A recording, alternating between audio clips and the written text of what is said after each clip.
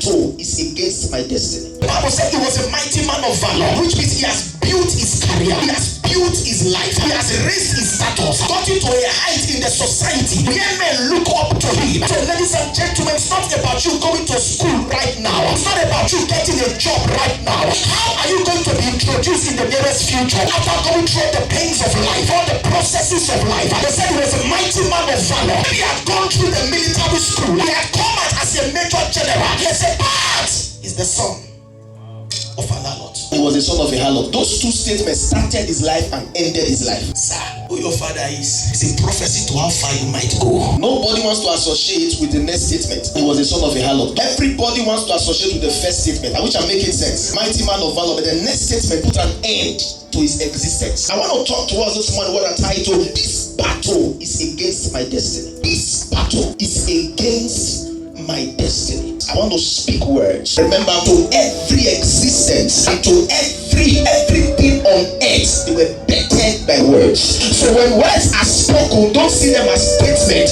see them as creation, as something coming alive. The Bible said God spoke words, let there be this, let there be that. That was how everything came to existence. Speak upon your life as a prophet over this house and as an extension of the grace of our Father and the mercies of God. So hence I open, I decree, wherever be the battles of your life, the shackles that are trying to define you, I prophesy this moment, let Jehovah turn them around for your celebration. First John chapter 19 verse 5 speaking, he said, for we know that we are of the Lord.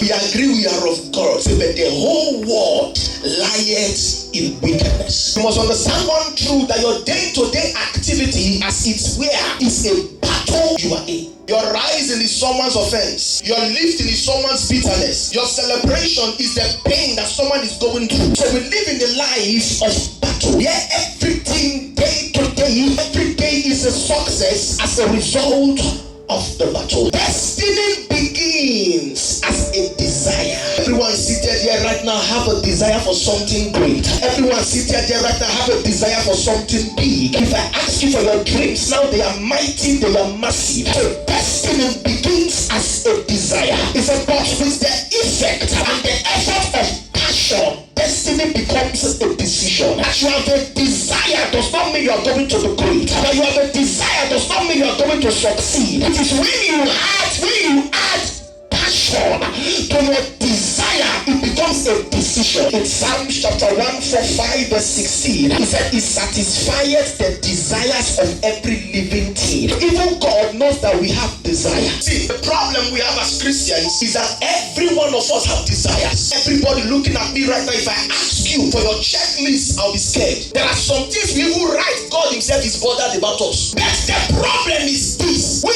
desire so much, but we end up in desire. Ladies and gentlemen, don't end your life just desiring. Take a step. I believe the four lepers had a desire to become somebody great someday, but they did not allow their desire make them end by the gate. They took their desire and took steps into the kingdom. So your desire cannot produce until you back it with decisions. But desire alone is not okay. Desire cannot produce colorful destiny. It has to graduate into decision. And every decision is a battle. Every decision is a battle. This is where the topic comes in. This battle is for my what?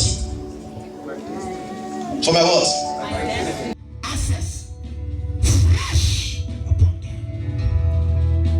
Oh, Jesus, you are the lily of the valley. Sweet Jesus, you are the